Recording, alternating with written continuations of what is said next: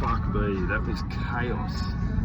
Trying to get a ride out of the airport to go shopping, absolute chaos. When you ask Chinese people for directions, they just go that way, or there. I'm trying to be as specific as I can, and it doesn't work. So I'm in a taxi now. The taxi drivers, you got no chance. If you haven't got a translator, you got no chance. Even with a translator, there still might be a slight chance you're not going to go where you want to go. So it's very important that you get your instructions correct, and use your maps and use your translator and ask people. And what happens when you order a ride on DD, because it's the most simplest thing, you may not be standing in the right spot at the train stations and at the airport. So you've got to try and find the drop-off point. And then they start calling you, and then they're being polite, but it sounds like they're yelling at you, because that's the way they speak. And you try to make them understand that you're from Australia and you don't speak Chinese.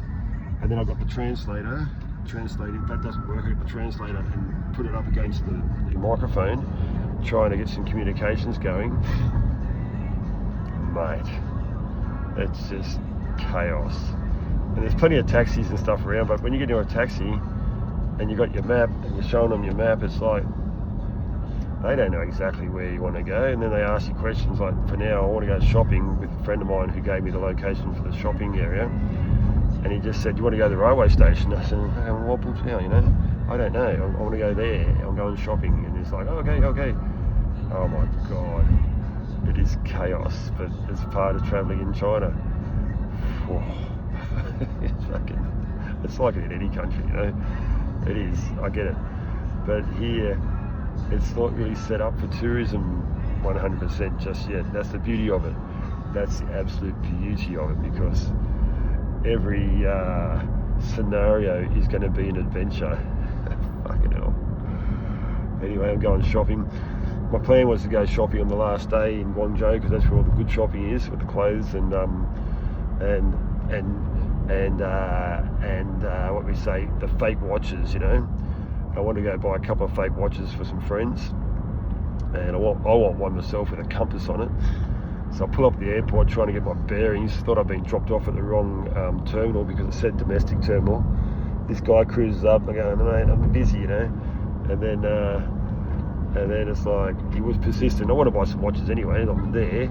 And so I'm looking for the international airport, and luckily he gave me some intel, the watch selling bloke, and he goes, it's just down there a bit further. So it's about probably about 50 metres from where I got dropped off.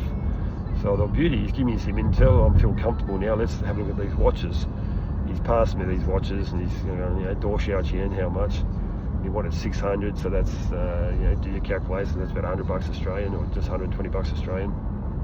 And then and I was, no way, mate, I'm not buying it that much. And not on me, he's persistent. So I got him down to 300, so I got half price. And as soon as he got no money, I got no money. And I said, no, not in, so I want one with a compass. And this one looked like it had a compass on it, but didn't look like it worked. I didn't know how to work it, and he didn't know how to work it. But it's a fancy looking watch, so I thought, righto.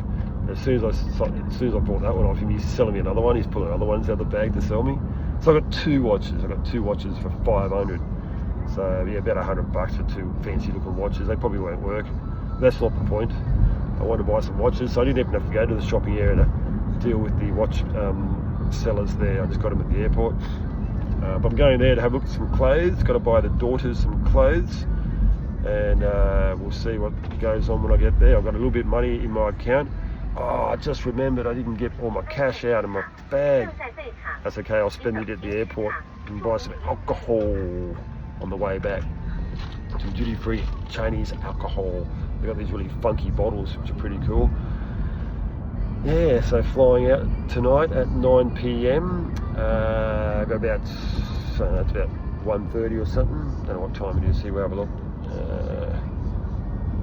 It's 2 o'clock, so back at the airport by 7. Give myself plenty of time to get organised when I get there. 5 hours to kill. I haven't eaten today, so I go get some food and suss out some clothing shops. Ring the girls to see what they want from the shops.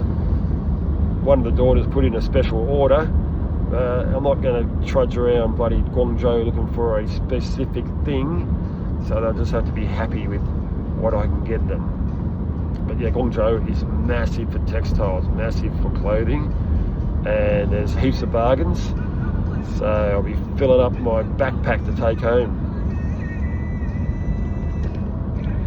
Fishing, much love.